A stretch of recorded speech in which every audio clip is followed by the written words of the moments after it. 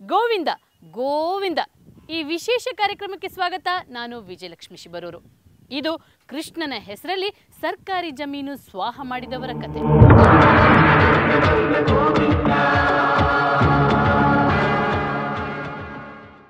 ಬಾಯಿ ಬಿಟ್ರೆ ಹರೇ ರಾಮ ಹರೇ ಕೃಷ್ಣ ಜಪ, ಜೊತೆಗೆ ಬಡ ಮಕ್ಕಳಿಗೆ ಬಿಸಿ ಊಟ ಹಾಕುವ ನೆಪ. ಈ ಜಪ ನೆಪಗಳ ಮಧ್ಯೆಯೇ ಸರ್ಕಾರಿ ಜಮೀನು ಹಾಗೂ ರೈತರ ಜಮೀನು ಸ್ವಾಹ ಮಾಡಿದ ಆರೋಪ. ಈ ಆರೋಪ ಎದುರಿಸ್ತಿರೋರು ಮತ್ತಾರೂ ಅಲ್ಲ, ಸದಾ ಕೃಷ್ಣ ನಾಮ ಸ್ಮರಣೆಯಲ್ಲಿ ತೊಡಗಿರುವಂಥ ಇಸ್ಕಾನ್ ಸಂಸ್ಥೆ. ಈ ಸಂಸ್ಥೆ ವಿರುದ್ಧ ಯಾಕೆ ಈ ಆರೋಪ ಬಂತು? ಶ್ರೀರಂಗಪಟ್ಟಣದ ರೈತರು ಈ ಸಂಸ್ಥೆ ವಿರುದ್ಧ ಯಾಕೆ ಹೋರಾಟಕ್ಕೆ ನಿಂತಿದ್ದಾರೆ? ಇವೆಲ್ಲ ತಿಳ್ಕೋಣ ಈ ವರದಿ ಮೂಲಕ.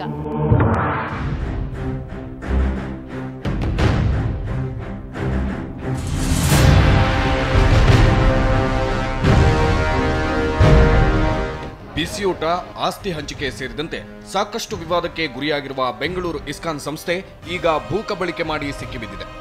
ಮಂಡ್ಯ ಜಿಲ್ಲೆ ಶ್ರೀರಂಗಪಟ್ಟಣ ತಾಲೂಕು ಶೂಟಿಂಗ್ ಮಹದೇವಪುರ ಗ್ರಾಮದ ಬಳಿ 100 ಎಕರೆಯಷ್ಟು ಸರ್ಕಾರಿ ಗೋಮಾಳವನ್ನು ಕಬಳಿಸಿರುವುದನ್ನು ರೈತ ಸಂಘ ಕಾರ್ಯಕರ್ತರು ಪತ್ತೆ ಹಚ್ಚಿದ್ದಾರೆ.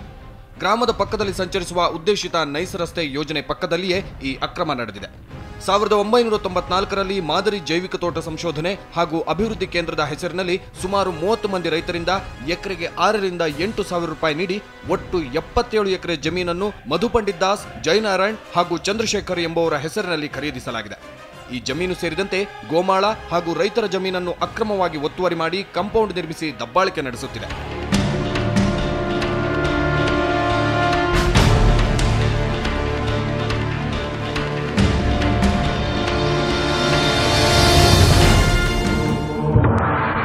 ನಮ್ಮ 15 ಎಕರೆ ಭೂಮಿ ಒಳಗಡೆ ಇದ್ದಾವೆ, ನಮ್ಮ ರೈತರ ಭೂಮಿ.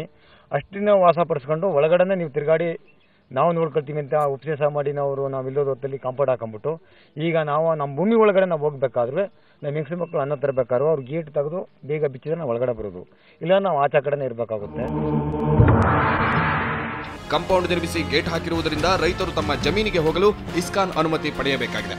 ಅನುಮತಿ ಇಲ್ಲದೆ ಅಕ್ರಮವಾಗಿ ದೇವಸ್ಥಾನ ಕಟ್ಟಡಗಳನ್ನು ನಿರ್ಮಿಸಲಾಗಿದೆ ಹಾಗೂ ವೆನಿಲ್ಲಾ ಸಂಗ್ರಹಣೆ, ಶ್ರೀಗಂಧ ಮರಗಳನ್ನು ಕಡಿದು ಸಾಗಿಸಿ ಸಾಕಷ್ಟು ಅಕ್ರಮ ನಡೆಸುತ್ತಿರುವುದನ್ನು ರೈತರು ಪತ್ತೆ ಹಚ್ಚಿದ್ರು. ಈ ವೇಳೆ ಭೂಮಿ ಕೊಟ್ಟವರಿಗೆ ಕೆಲಸ ಕೊಡುತ್ತೇವೆ ಎಂದು ಹೇಳಿ ಓರ್ವ ಬಡ ರೈತನಿಗೆ ನಾಯಿ ಕಾಯುವ ಕೆಲಸ ನೀಡಿ ಅಮಾನವೀಯವಾಗಿ ನಡೆಸಿಕೊಳ್ಳುತ್ತಿದ್ದು ರೈತರ ಆಕ್ರೋಶಕ್ಕೆ ಗುರಿಯಾಯಿತು. ಈ ಧರ್ಮದ ಹೆಸರಲ್ಲಿ ಯಾಕ್ರಿ ಹಾಳು ಮಾಡ್ತೀರಿ ಪ್ರಪಂಚವ? ಹೆಂಗೆ ಆ ಪಾಪಿ ನೋಡ್ರಿ, ಅವನ ಹೆಂಗಿರಿ ಬದುಕೋದು, ಹೆಂಗ್ ಬದುಕೋದು ಅವನು? ಕೆಲಸ ಕೊಡ್ತೀವಿ ನಮ್ಮ ಸಂಸ್ಥೆಯಿಂದ ಅಂತಂದ್ರು. ಆಗ ಮಡಿಕನ್ನಮ್ಮ ಈ ನಾಯಿಗಳ್ಗೆ ಮೈಗೆ ತೊಳೆದು ಹಿಂಗೆ ಕೆಲಸ ಕೊಟ್ಟು ಮಡಿಕಂದ್ರು. ದಿನ 100 ಸ್ವಾಮಿ ಇಷ್ಟೇ. ಜಮೀನು ಎಷ್ಟು ಕೊಟ್ರಿ? 8 ಸಾವಿರ ಎಕರೆ. ಈ ಎಲ್ಲ ಅಕ್ರಮಗಳು ಗೊತ್ತಿದ್ದು ಜಿಲ್ಲಾಡಳಿತ ಅಸಹಾಯಕ ಸ್ಥಿತಿ ತಲುಪಿದೆ. ಜೊತೆಗೆ ಸರ್ಕಾರ ಕೂಡ ಶಾಮೀಲಾಗಿದೆ ಎಂಬ ಮಾತು ಕೇಳಿ ಬಂದಿದೆ. ಇದೇನೇ ಇರಲಿ, ಧರ್ಮದ ಹೆಸರಿನಲ್ಲಿ ಇಸ್ಕಾನ್ ಸಂಸ್ಥೆಯ ಮಧುಪಂಡಿತ್ ದಾಸ್ ರಾಜಾರೋಷವಾಗಿ ಅಕ್ರಮ ನಡೆಸುತ್ತಿದ್ದಾರೆ ಅನ್ನೋದು ರೈತರ ಆರೋಪ. ಸೋಮಶೇಖರ್, ಸುವರ್ಣ ನ್ಯೂಸ್ 24/7, ಮಂಡ್ಯ. ಮಂಡ್ಯ ಜಿಲ್ಲೆಯ ಶ್ರೀರಂಗಪಟ್ಟಣದ ಮಹದೇವಪುರದ 411 ಸರ್ವೆ ನಂಬರಲ್ಲಿ ಇಸ್ಕಾನ್ ಸಂಸ್ಥೆ ಕೃಷ್ಣನಾಮ ಸ್ಮರಣೆ ಮಾಡ್ತಾ ಯಾವ ರೀತಿ ಸರ್ಕಾರಿ ಮತ್ತು ರೈತರ ಜಮೀನನ್ನು ಅತಿಕ್ರಮಣ ಮಾಡ್ತು ಅನ್ನುವಂಥ ವಿಸ್ತೃತ ವರದಿಯನ್ನು ನೋಡಿದ್ರೆ ಈಗ ನಮ್ಮ ಜೊತೆ ನೇರವಾಗಿ ರೈತ ಮುಖಂಡರಿದ್ದಾರೆ, ಅದೇ ರೀತಿ ಭೂಮಿ ಕಳೆದುಕೊಂಡು ದೌರ್ಜನ್ಯಕ್ಕೊಳಗಾದಂಥ ರೈತರು ಇದ್ದಾರೆ. ಅಲ್ಲದೆ ಇಸ್ಕಾನ್ ಸಂಸ್ಥೆಯ ಪ್ರತಿನಿಧಿಗಳು ಕೂಡ ಈ ಚರ್ಚೆಯಲ್ಲಿ ಭಾಗವಹಿಸ್ತಾರೆ. ಅವರೀಗ ಈ ಚರ್ಚೆಯಲ್ಲಿ ಭಾಗವಹಿಸಬೇಕಾ ಬೇಡ ಅನ್ನುವಂಥ ಚರ್ಚೆಯಲ್ಲಿ ತೊಡಗಿದ್ದಾರೆ. ಅವರ ಚರ್ಚೆ ಮುಗಿದ ಮೇಲೆ ಅವ್ರು ಯಾವ ನಿರ್ಧಾರ ಕೈಗೊಳ್ತಾರೆ ಅಂತ ನೋಡೋಣ. ಅದಕ್ಕಿಂತ ಮುಂಚೆ ನಾವು ರೈತರ ಅಭಿಪ್ರಾಯಗಳನ್ನು ಕೇಳೋಣ. ನಮ್ಮ ಈ ಕಟ್ಟೆ ಮೇಲೆ ರೈತ ಮುಖಂಡರಾಗಿರುವಂಥ ಕೆಂಪೇಗೌಡರಿದ್ದಾರೆ, ಅದೇ ರೀತಿ ನಂಜುಂಡೇಗೌಡರಿದ್ದಾರೆ, ಅದೇ ರೀತಿ ಮಣ್ಣಿನ ಮಕ್ಕಳಾಗಿರುವಂಥ ರೈತ ಬಾಂಧವರು ಇದ್ದಾರೆ. ಅವರು ಈ ಒಂದು ಏನು ಆರೋಪಗಳು ಕೇಳಿಬರ್ತಿದೆ, ಇಸ್ಕಾನ್ ಸಂಸ್ಥೆ ಅತಿಕ್ರಮಣ ಮಾಡಿದೆ, ಸರ್ಕಾರಿ ಗೋಮಾಳ ಜಮೀನನ್ನು ಒತ್ತುವರಿ ಮಾಡಿಕೊಂಡಿದೆ ಅನ್ನುವಂಥ ಒಂದು ಆರೋಪ ಕೇಳಿಬರ್ತಿದೆ. ಈ ಆರೋಪ ಏನು ಏನು ಅಂತ ತಿಳ್ಕೋಣ. ಮೊದಲಿಗೆ ರೈತ ಮುಖಂಡರಾಗಿರುವಂಥ ನಂಜುಂಡೇಗೌಡರ ಹತ್ರ ಹೋಗೋಣ. ಸರ್, ಈಗ ಈ ಒಂದು ಆರೋಪನ ಇಸ್ಕಾನ್ ಸಂಸ್ಥೆ ಎದುರಿಸ್ತಿದೆ. ಓಕೆ, ಯಾವುದೇ ಒಂದು ಸಂಸ್ಥೆ ಅತಿಕ್ರಮಣ ಮಾಡಲಿ ಅಥವಾ ಆರೋಪನ ಎದುರಿಸಿದೆ, ಆದರೆ ಈ ಒಂದು ಪ್ರಕರಣದಲ್ಲಿ ಹೇಗೆ ರೈತರಿಗೆ ತೊಂದರೆ ಆಗಿದೆ ಈ ಒಂದು ಆರೋಪದಿಂದಾಗಿ? ನಾನು ಸರ್ವೆ ನಂಬರ್ 411ರಲ್ಲಿ ಮಾದೇವಪುರದ ಭಾಳಷ್ಟು ಜನ ಬಡವರು, ಹಿಂದುಳಿದವರು ಸ್ವಾಧೀನದಲ್ಲಿದ್ದರು. ಅವರು ಮಂಜೂರು ಮಾಡಿಸ್ಕೊಳ್ಳೋಕ್ಕೆ ಸರ್ಕಾರಕ್ಕೆ ಫಾರಮ್ 50, 51, 53 ಈ ರೀತಿ ಹಾಕೊಂಡಿದ್ರು.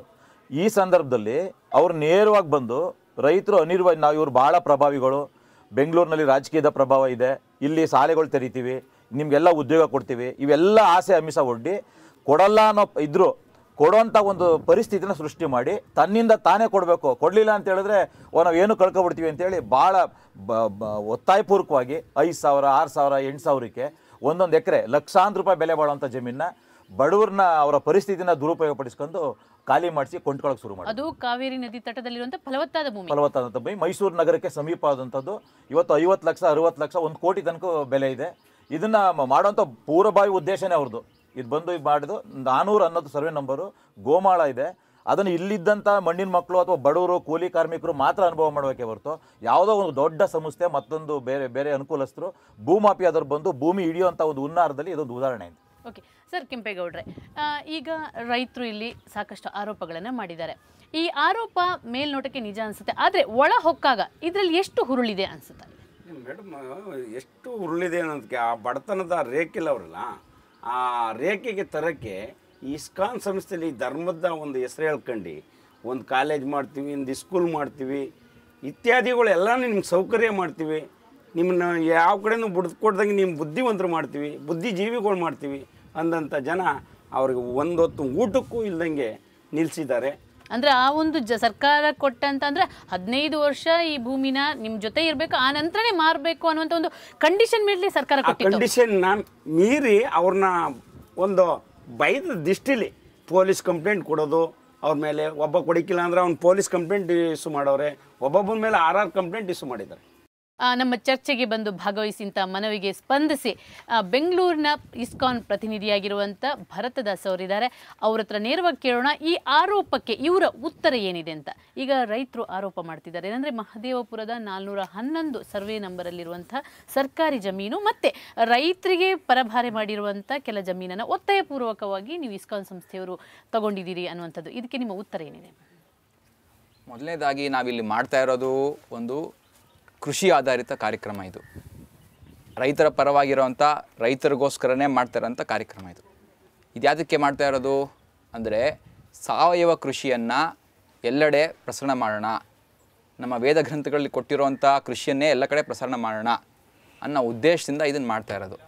ಇದು ಯಾವುದೇ ಥರದ ಇದು ರಿಯಲ್ ಎಸ್ಟೇಟ್ ಆಗಲಿ ಅಥವಾ ಒಂದು ಭೂಮಿ ಇದಾಗಲಿ ಇದಲ್ಲ. ಇದು ಒಂದು ಸರ್ಟಿಫೈಡ್ ಮಾಡೆಲ್ ಆರ್ಗ್ಯಾನಿಕ್ ಫಾರ್ಮ್ ಅಂತ ಆಗಿದೆ. ಪ್ರೊಫೆಸರ್ ಬಿಸ್ಲಯ್ಯ ಅವರು ಕೂಡ X vice chancellor of university of agriculture science ಬಂದಿದ್ದರು. ಅವರು ನೋಡಿದ್ದಾರೆ. ಅವ್ರು ನೋಡಿ ಇಲ್ಲಿರೋ ಒಂದು ನಡೀತಾ ಇರೋಂಥ ಒಂದು ಈ ಸಾವಯವ ಕೃಷಿಯನ್ನು ಹೊಗಳಿದ್ದಾರೆ. ಇಲ್ಲಿ ಈ ಫೆಸಿಲಿಟಿ ತುಂಬ ಚೆನ್ನಾಗಿ ನಡೀತಿದೆ ಅಂತಲೂ ಹೇಳಿದ್ದಾರೆ. ಅದಲ್ಲದೆ ಈಗಾಗಲೇ ನಾವು ಸುಮಾರು ಸಾವಿರಾರು ರೈತರಿಗೆ ಸಾವಯವ ಕೃಷಿ ಬಗ್ಗೆ ತರಬೇತಿ ನೀಡಿದ್ದೀವಿ. ಅದು ಫ್ರೀಯಾಗಿ ನೀಡಿದ್ದೀವಿ. ಪ್ರತಿ ತಿಂಗಳು ಇಲ್ಲಿ ಸುಮಾರು ಜನಕ್ಕೆ ಒಂದು ಫೆಸಿಲಿಟಿನೇ ಮಾಡಿದ್ದೀವಿ. ಅದರ ಜೊತೆಗೆ ಇಲ್ಲಿ ಸಾವಯವ ಕೃಷಿಯನ್ನು ತರಬೇತಿ ನೀಡುವಂಥದ್ದು ಏನೋ ಒಂದು ಆಥರೈಸ್ಡ್ ಇನ್ಸ್ಟಿಟ್ಯೂಟ್ ಅಂತ ನಾವು ಸರ್ಟಿಫಿಕೇಷನ್ ಆಗಿದೆ. ಸೊ ಸಾವಿರಾರು ಜನಕ್ಕೆ ನಾವು ಆಲ್ರೆಡಿ ಇದಕ್ಕೆ ಕೊಡ್ತಾ ಇದ್ದೀವಿ ತರಬೇತಿ, ಇದು ಆಗ್ತಾ ಇದೆ. ಸೊ ಇದೊಂದು ಮೊದಲನೇದಾಗಿ ಇದು ನಮ್ಮ ಉದ್ದೇಶ ಬೇರೆ ಏನು ಈ ಲ್ಯಾಂಡ್ ಕಿತ್ಕೊಳ್ಳೋದು ಇದಲ್ಲ. ನಮ್ಮ ಇಸ್ಕಾನ್ ಸಂಸ್ಥೆ ಇರೋದೇ ನಮ್ಮ ವೈದಿಕ ಧರ್ಮ ಪ್ರಚಾರ, ಕೃಷ್ಣ ಧರ್ಮದ ಪ್ರಚಾರ, ಭಗವದ್ಗೀತೆಯ ಪ್ರಚಾರಕ್ಕೋಸ್ಕರ ಇರೋದು. ಅದರಲ್ಲಿ ಒಂದು ಏನಂದರೆ ಒಂದು ಭಾಗ ಏನಂದರೆ ಕೃಷಿ ಆಧಾರಿತ ಒಂದು ಸಮಾಜ. ಓಕೆ, ಈಗ ಸಾವಯವ ಕೃಷಿಯ ಒಂದು ಮಾಡೆಲ್ ಅದು ನಿಜವಾಗ್ಲೂ ಒಂದು ಶ್ಲಾಘನೀಯ ಒಂದಿದೆ. ಆದರೆ ಈ ಒಂದು ಮಾದರಿ ಮಾಡ್ತಾ ಇರುವಾಗಲೇ ಆಲ್ರೆಡಿ ಪಾಪ ಭೂಮಿಯನ್ನೇ ನಂಬ್ಕೊಂಡ ರೈತರಿದ್ದರು ಆ ಜಾಗದಲ್ಲಿ. ಅವರಿಗೆ ಸರ್ಕಾರ ನೀವು ಬಡತನ ರೇಖೆಗಿಂತ ಕಡಿಮೆ ಇದ್ದೀರಾ, ನೀವು ದುಡ್ಕೊಂಡು ತಿನ್ನಿ, ನಿಮ್ಮ ಜೀವನ ಒಂದು ಮಟ್ಟವನ್ನು ಬೆಳೆಸಿ ಅನ್ನುವಂಥದ್ದು ರೀತಿಯಲ್ಲಿ 15 ವರ್ಷದ ಒಂದು ಕಂಡೀಷನ್ ಹಾಕ್ಕೊಂಡು ಈ ಬಡ ರೈತರಿಗೆ 2 ಎಕರೆನೋ 3 ಎಕರೆನೋ 1 ಎಕರೆನೋ ಕೊಟ್ಟಿದ್ದಾರೆ. ಆದರೆ ಅದನ್ನು ಆ ಅವಧಿ ಮುಗಿಯೋ ಮುಂಚೆನೇ ಕಿತ್ಕೊಳ್ಳೋದು, ಆಮೇಲೆ ತಗೊಳ್ಳೋದು ಅದು ಎಷ್ಟು ಸರಿ? ಅಲ್ಲದೆ ಸರ್ಕಾರಿ ಜಮೀನನ್ನು ಕೂಡ ಬಳಸ್ಕೊಳ್ಳೋದು ಅದು ಕಾನೂನುಬದ್ಧವಾಗಿದೆಯಾ? ಮೊದಲನೇದಾಗಿ ನಾವು ಯಾರು ಹೋಗಿ ಇಲ್ಲಿ ಗೂಂಡಾಯಿಸಮ್ ಮಾಡಿ ಯಾರನ್ನೂ ಯಾವತ್ತು ಓಡಿಸಿ ಲ್ಯಾಂಡ್ಗಳು ತೊಗೊಂಡಿಲ್ಲ. ಮೊದಲನೇ ವಿಷಯ.